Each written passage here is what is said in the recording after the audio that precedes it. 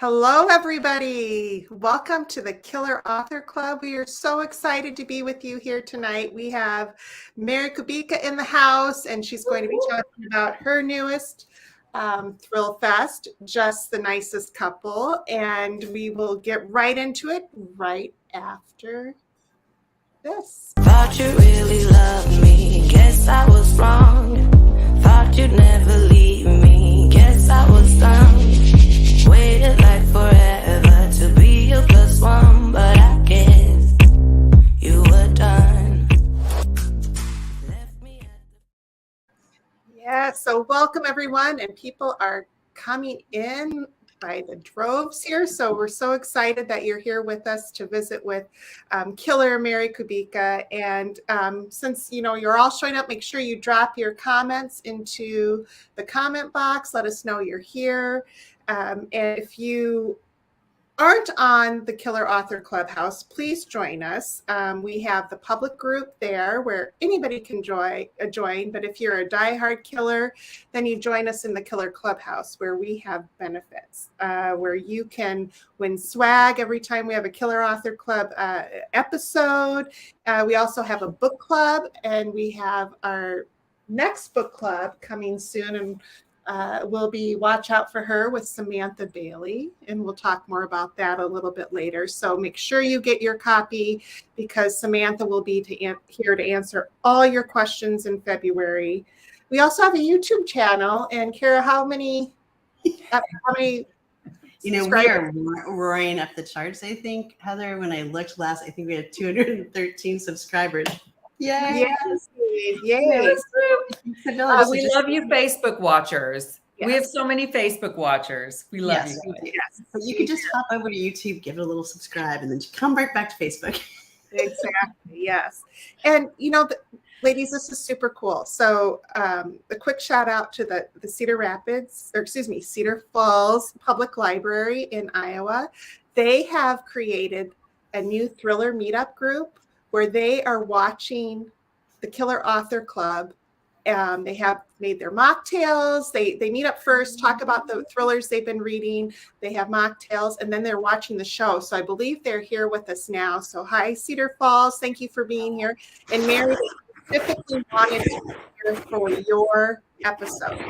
Thank you to the Cedar Falls Public Library for being here. And so, without further ado, Kimberly, can you introduce our guest? I would love to. So everyone knows Mary, Just the Nicest Mary. She is a New York Times best-selling author of suspense novels, including The Good Girl, which everyone on the planet has read, Local Woman Missing, and her latest, Just the Nicest Couple.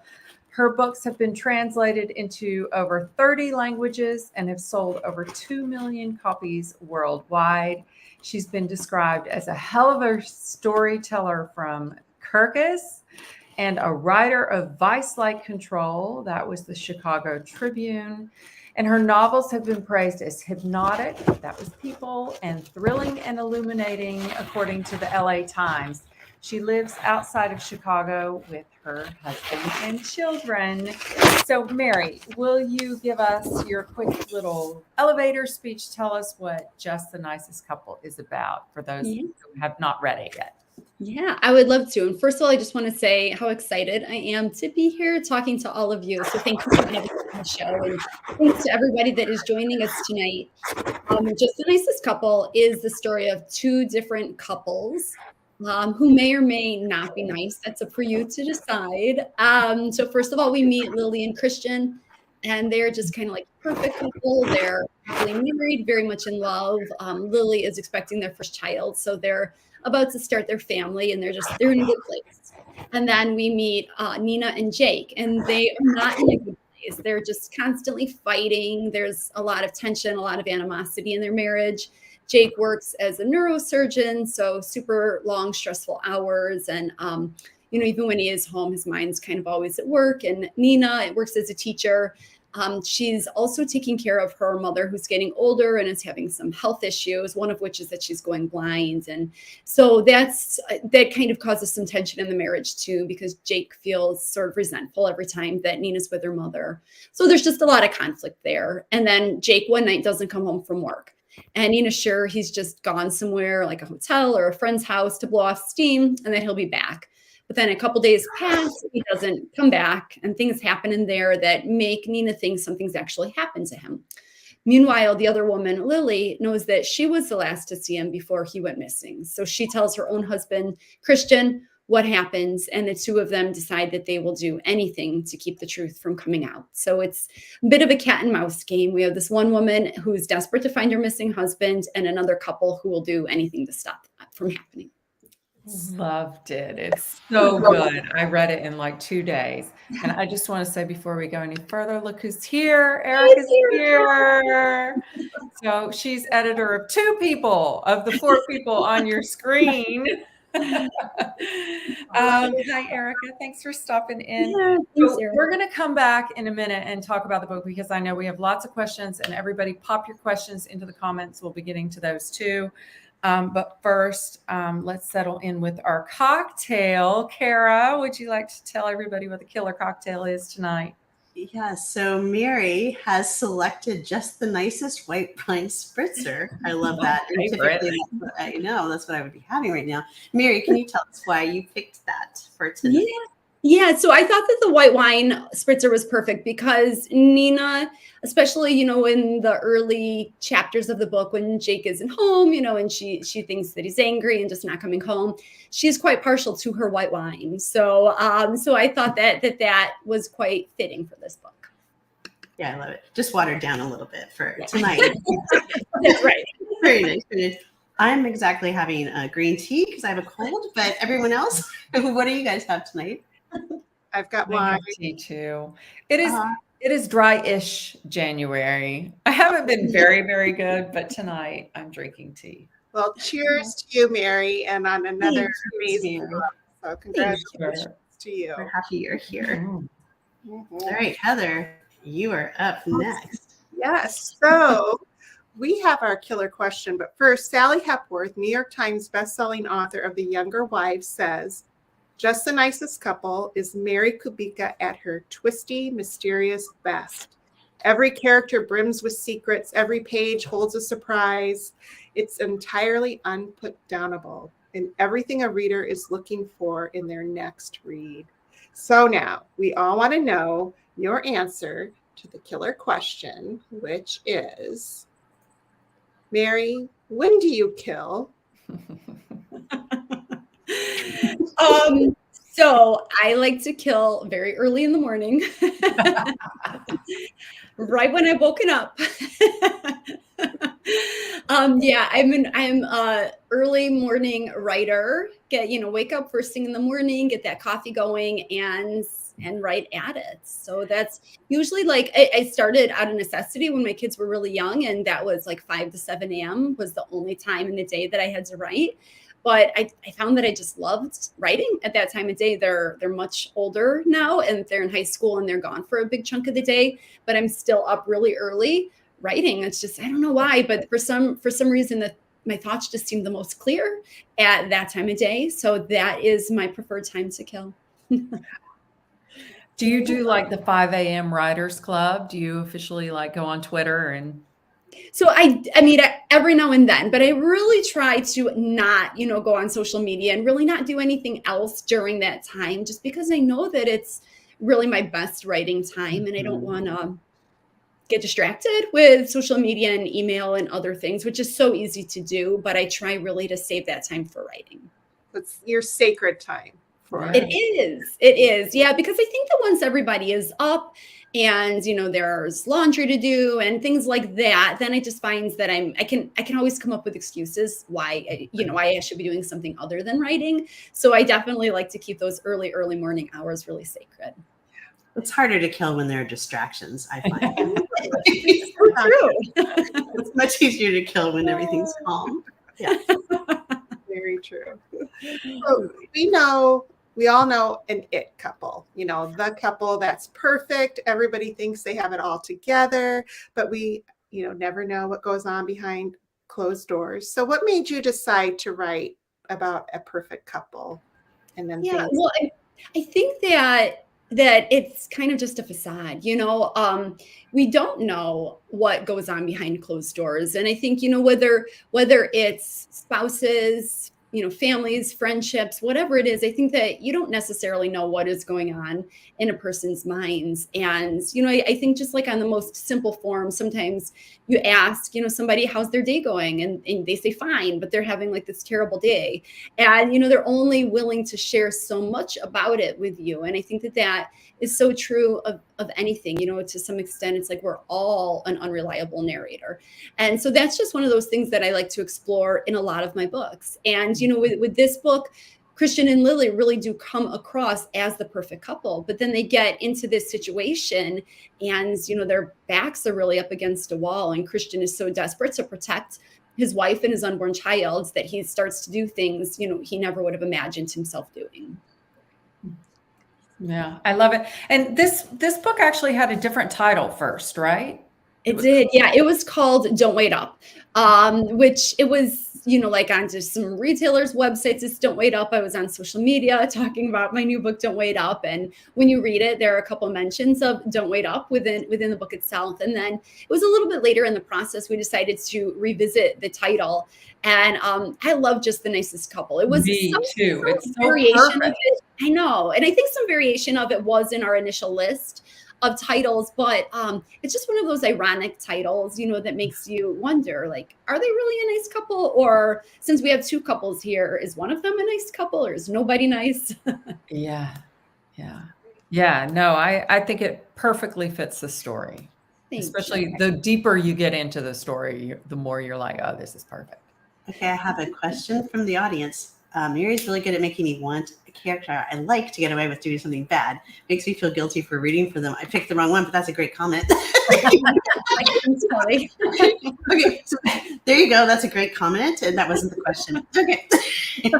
Kimberly, you do that, but I do have a question based on that, because you do that really well. You pick like these, you give us these characters who are like, normally we wouldn't choose, I don't think, to be friends with them in real life, but we are like glued to the page and almost rooting for them. But do you do that like intentionally, or is that just the way that your characters, like, how do you do that?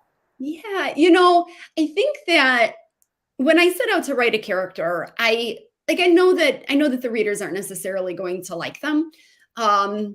And that's okay. They don't all have to be likable, and they're human, but they're flawed humans. But I think that they need to be relatable, and that the actions that they're taking need to be justified. Mm-hmm. So even if they're doing something that just seems really wrong, really out there, we would never do it, I want the reader to know why they're doing it, and for it to kind of make sense. So I think that might be one of those reasons that we feel like we're rooting for them, because we can kind of understand the actions that they're taking, even if it's not what we would do. Right.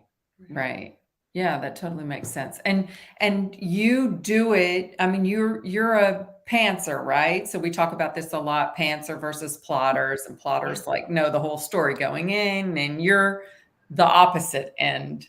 Yeah, I know nothing. I love that. I know nothing either.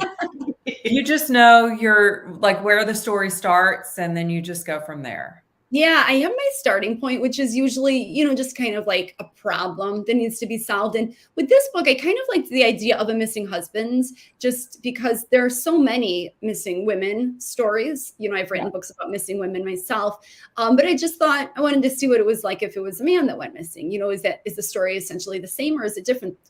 So that was kind of my starting point, and I had a couple things figured out. But then the next question I always ask myself is, who's going to tell this story? Because all of my books have multiple narrators, at least so far. And so I kind of look at who my cast of characters is maybe going to be, and who is in the best position to tell the story. And so with this book, I settled on Christian, who is the not missing husband, and then Nina, who is the wife of the missing husband. So I thought that they could kind of tell the story from two different viewpoints. And, then it's kind of up to the reader to see, kind of put it together and see, you know, are these characters telling the truth and what does the whole story look like?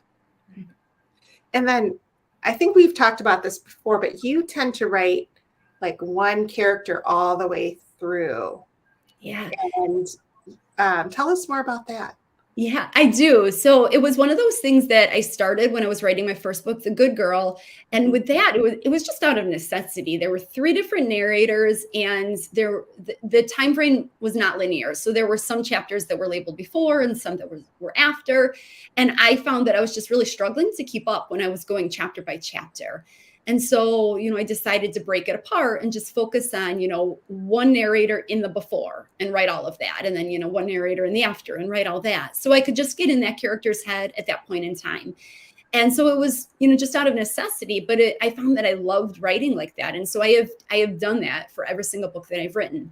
With this one, I started with Christian just because his storyline was speaking to me a little bit more loudly. I felt like he was a character that I kind of knew early on. I couldn't write his whole story from beginning to end. I wrote as much as I could. And then because Nina's and Christian's chapters play off each other so much that there came a point that I had to kind of backtrack and write Nina's chapters to fill in a little bit. So I didn't see it through all the way as I often do, but I did it as much as I could. And I just love writing that way. You know, like when I'm writing Christian's storyline, I can just really put myself in his shoes. I almost always write from the first person perspective for that reason. I can just like be one with Christian and, you know, just really get in his head and tell his story through his eyes. And characters they're just so important to me, you know, and I think that they're one of those things like plot and all that, the big twist, all that is so important. But I think the character is what really keeps a reader sticking to the book. Yeah. And how do you do it like logistically? Do you have multiple documents that you just later thread together? Really? Yeah. Yeah. So this was like book 8 Christian, and then I had like book 8 Nina, like different documents, and then I just write it, you know, and then I'll take it. This one it was a little bit easier because it is like Christian Nina, you know, there's no variation there, so it was easy to thread it back together. But I definitely have to move things around and just to make sure it's lining up exactly as it should. Well, you do it masterfully. Yeah, you do. Thank You're you. like the Rain Man or something. I don't know how you do it. Okay, so I have to ask you this. So Lily and Nina are both teachers, and we were both teachers back in the day. So how is it stepping back into the educator world as an author now? It was fun. You know, I feel like anytime that I can draw on a personal experience, I love doing, just because, you know, you don't have to do any research. You don't have to wonder if you're getting it right because you've been there, you know, and there's definitely some talk just about, you know, trouble that they've had with students and, you know, they interact with each other at school. And you can see as Nina, like, as everything is kind of falling apart in Nina's life, she, who is a really great teacher with lots of experience, struggles to, you know, maintain order in the classroom. So her personal life kind of seeps into her classroom too. So, but it was really nice, like I said, you know, to just be able to use something that I have experience with in that sense and bring it into the book. Mm-hmm. So without giving anything away, I just want to ask, did you know how the story was going to end? Oh yeah, here, Renee asked that question Oh, too. good. Yeah, Sorry. Great minds. So no, and I didn't. And Erica, my editor, is here, and I won't go into any spoilers, but I remember that I was a little bit past deadline with this book, which doesn't happen. That was a first for me. And so I think I had sent Erica like a third of the book and then a third of the book. And then I told her I want to change the ending, you know, because I had thought of this new idea that I hadn't planned originally. So, you know, she and I talked and I told her where I wanted to go with it. And then I was off and writing it. But no, I was actually going in a totally different direction. And I think that is the fun of being a pantser, is that you just don't know where it's going to go. And I think one of my favorite moments in the writing process is, you know, that aha moment. You've built up all these characters and all this tension. And as a writer, there's some anxiety that comes with it too. Like, what if these pieces don't ever connect? What if I can't ever think of a twist? So that I think it makes it all the more rewarding when I do. Yeah. That's my fear is, because speaking as a diehard plotter here, like I would be terrified. Like, what if I can't figure out the ending? Oh, it always happens. That's the magic, like Mary said. That's like we're in the whole that's the sparkle, I think. Yeah. And I love this ending so much. So yeah. good. Yeah. Wait. Yeah, I saw one in here too. That I know I was gonna try. I thought I'd pick this one. It's Facebook users. Yeah. They haven't registered with that ending though. Yeah. Thank you. There was one on here. Let's see where it is. Oh, wait, here. Questions are going really fast tonight. Yeah, I know. They fly by. How do you choose the names for your characters? Yeah, so it's a mix of names, or just a mix of, sometimes it's just a name I like. Sometimes it is legitimately like a name that I really wanted to name my children, but my husband vetoed. Sometimes it's something that just feels right. And then sometimes I'll be writing and it feels wrong. Like Nina, for almost the whole time I was writing the book, was named Emma. And then Nina's she's a little edgy. She's kind of an unreadable character, I would say. And Emma is just so sweet sounding to me that it just wasn't working.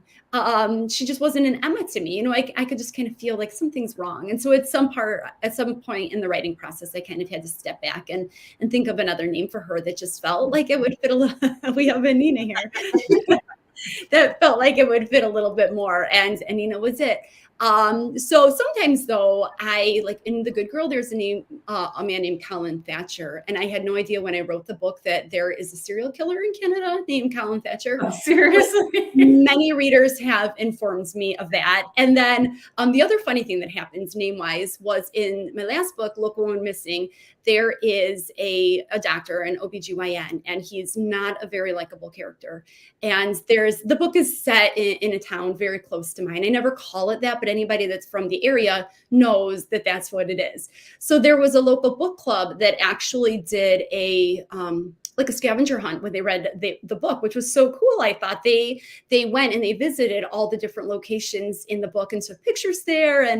And okay, now the name of the obstetrician is now like, I've forgotten it, which is so terrible. But so the book club told me though, that they went to this OBGYN's office. And I was like, what are you talking about? I made that up, but apparently there is an OBGYN in this town, Naperville, Illinois. Oh, no. My name. And so they included his office in part of the scavenger hunt. Oh my God. That's hilarious. Nothing like the character. You would never think that it actually was the same person. As long as you don't get sued, right? Right? I know. So now, like, note to self, Google every name before you put it in a book. Okay, but also this scavenger hunt thing, because I write stories, most of them are set here in Atlanta. Like I'm gonna propose that to the next book club. That is fun. I loved that idea. I had never had a book club, do that or tell me that they had done that before. And when they did, I just thought it was the coolest thing. I got to Zoom with them, after they had done their scavenger hunt and all that. And it was just so cool. That's amazing. And they did that for Best Day Ever in this little town called Lakeside, Ohio. And and people they're like, I'm sure it's this house. I'm like, I've never even seen that house before. That is not the house. Yes, that is. But yeah, because people get it in their minds very strongly. And then probably she's right, actually. Yeah. They have they form such a picture of it, which I think is really cool that a reader can form, whether it's the house you intended or not, just that a reader can form like these visual images of it, that, your book is done so well that they can really put themselves there. Yeah. I know. I love it. That's awesome. I love it. Oh my goodness. So I think Mary has a treat for us, right, Kimberly? Yes, she does. So Mary is giving away a signed copy of Just the Nicest Couple to one lucky killer. All you have to do is answer this question about our killer guest, and we will pick tomorrow around this time from the correct answers. Bonus points for joining the clubhouse or subscribing to our YouTube channel. Become our 212th person, please. Something like that. And the killer question is, where does Mary call home? If you were listening before, you know the answer, or you can go back. No, no cheating. No. You have to listen, rewind, go watch So it. pop your answer in the comments, and we will be coming back tomorrow around this time to choose a lucky killer. Okay, and it's not California, people. Okay, I was just helping that one person out. I wish in the middle of January, I do wish it was California. Yeah, pretty So nice. that's a good hint. That was a clue. Okay, are we ready for a killer bookseller? Yes. Right. Okay, so the Killer Author Club loves bookstores, of course, and appreciate your support of them. Mary selected Anderson's Bookshop. I've actually been there too. I love it. Where you can order your own copy of Just the Nicest Couple. Mary, will you tell us why you like that bookstore so much? Well, Anderson's is my local indie, and I mean, they've been so good to me from the very beginning. I just, they've supported me. They've supported all of my books. I have launched the majority of my books at Anderson's, and they threw the absolute best launch event for me last week. We had a huge crowd, and one of their most incredible booksellers did a Q&A with me, and I've been so grateful for all the support. But they're just a tremendous bookstore. They do so much for the community, and they ship nationwide. So if you're not from the area but just really like to support independent bookstores, that's one that you can buy from, and they'll ship to you. Love Great. it. And we'll put the link, or somebody will put the Just link. did. Okay, there we go. Kimberly put the link in. So fast. It's like magic. I know. I love it when you do that. Okay, so Heather. Yeah. So membership has its privileges, everybody. So if you're a member of our Killer Author Clubhouse on Facebook, every episode we give away some fun swag. We give away T-shirts, mugs, phone cases, hats, all of which can be found at thekillerauthorclub.com. And tonight's winner is Serena Albrecht. So Serena, if you contact one of the killers, we'll make sure to get that off to you. And I think this would be a great time. Kimberly has been a busy bee updating our store. And so Kimberly, do you want to talk about some of this new swag? Yes. So for the first time in I don't know how long, it feels like forever, I am without deadline. I have turned in, actually, one of my books I've turned in, that's the co-written book, and the other book I've turned it into my agent. So I'm waiting on feedback from her. So I have all this time. So I went today and made all sorts of new merch, new year, new merch. We have some new t-shirt. We have a hoodie. We have a candle. Oh yeah, the doggy bandana, a cocktail tumbler, all sorts of cool new stuff. So go check it out on killerauthorclub.com. Go shopping. I know that's what I'm going to be doing because Lolo needs a bandana. Of course. Sure. I love all of that. Great job, Kimberly. Yeah, that stuff looks amazing. It's fun. Yeah. Yes. Great. So, we have time for Ask a Killer? Yeah, sure, because I have a question. Okay, so everybody out there, this is your time to ask all of us, including Mary, anything if you dare. Any questions out there? Otherwise, it sounds like Kimberly has one for. Yeah. So I have a question for Mary. Tell me about because you're a runner, right? Are you a marathoner? I am. Oh my gosh. How do you find time for running and writing and all the other things and raising children and? I know it's super time consuming. I'm not going to lie, but I find, I don't know. It's especially on the weekends, there's always the long run. The runs during the week are not so bad, but on the weekends, there's always a long run that gets longer and longer as you go on. But I used to really, really not look forward to that. But I don't know. I found that it's just my me time. I really enjoy it now. I mean, I'm not training right now, but during training seasons, it's just one of those times that I can leave the house. Nobody's coming with that I can just, I can just be, and it's actually a great plotting time. So I feel like I do most of my best plotting. Yeah, when I'm running. Yes. I love that. All right, let's see. I found, I don't run. But you walk a lot. You go on long hikes. I do walk. I walk. Right. So Shelly wants to know, do you have any new foster kitties? Yeah, so I'm going to be getting some soon. I don't have any now. Between the holidays and then going on book tour right after, I had said that I wouldn't be able to take any until like the very end of January, early February. So I have been missing them. And whenever I'm like between foster kittens, I always am going back and looking at old videos and photos of my foster kittens. So I'm really excited to get more. I volunteered at the same shelter for, my gosh, over 10 years now. And I had done some fostering, but it was especially during COVID when the shelter was actually only open to employees, not volunteers, that I started fostering more because it was, one way that I could just really help out at a time that I couldn't go to the shelter. And I love it. And I don't know how, knock on wood, we've had one foster fail, but that's from like 10 years ago. All these batches of little kittens, I haven't kept any, which I've wanted to. I always cry when I bring them back.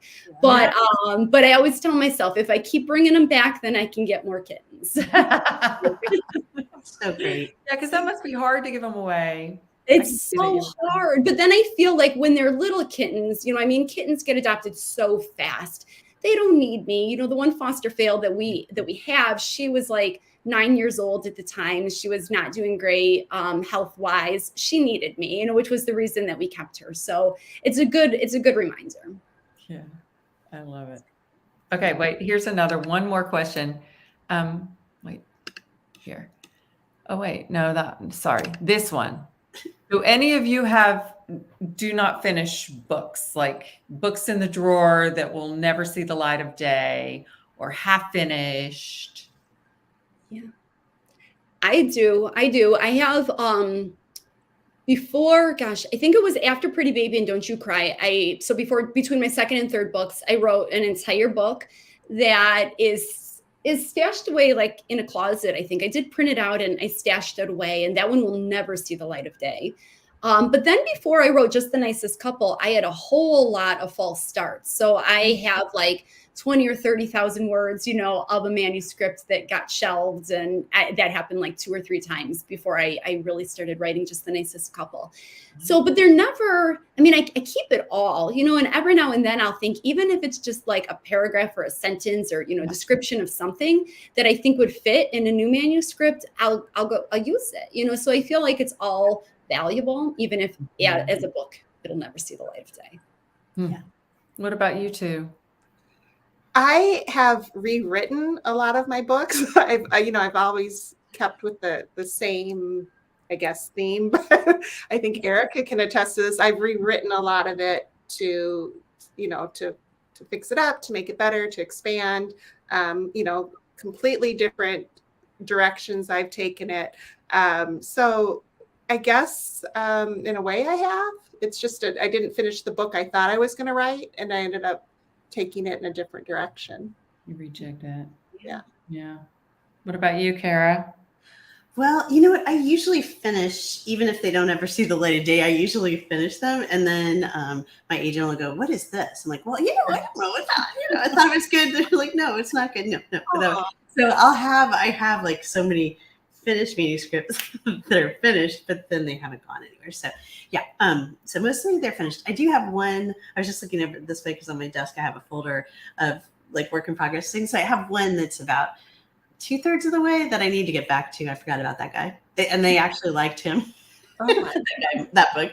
Anyway, yeah, I have the weirdest non-process of any person. So there you have it. How about you, Kimberly? I have a lot of pitches, like things I've pitched that have gotten shot down for one reason or another that Why not just write the whole book? Because a pitch is 5 to 10 pages and a book is 300 and some. I know. Your process is way better. I know. I like to get everybody on board first. I know. It's a smart way to go. It is. Yes. Oh my God. Yeah. Oh my goodness. All right. So Mary, you have survived the Killer Author Club. You made it through to see another day. So we have a little something for you. You can print it out, hang it on your wall, wear it on your shirt. That you survived the Killer Author Club. I love it. Thank you. Yeah, we like to just put it right over your face. That's Yeah. Can't miss it. Before we get to our next victim teaser, which Kara's going to do in just a second, can we go back and just talk about the book club for February? Yes. Samantha Bailey will be here on Thursday. It's a Thursday because that's Valentine's Day week. So we have moved it to Thursday, the same time as normal, 9 p.m. You do have to be a Clubhouse member. So make sure to join in advance, read the book, because we are talking all of the spoilers and all of the endings and twists. And so we are not holding back. So make sure to read the book. Yes. Excited for that. Yes, me too. Book club's fun. All right, you guys, we'll be back 2 weeks from now, Tuesday, January 31st at the same time, same place, also on YouTube, with a 3-time Edgar Award nominated author of 20 crime novels. This author has been called a genius for plot and one of our greatest contemporary mystery writers. Of course, we are talking about the one and only Alifair, is that Burke? I know, I love that name. There we go. About her recent standalone novel, Find Me.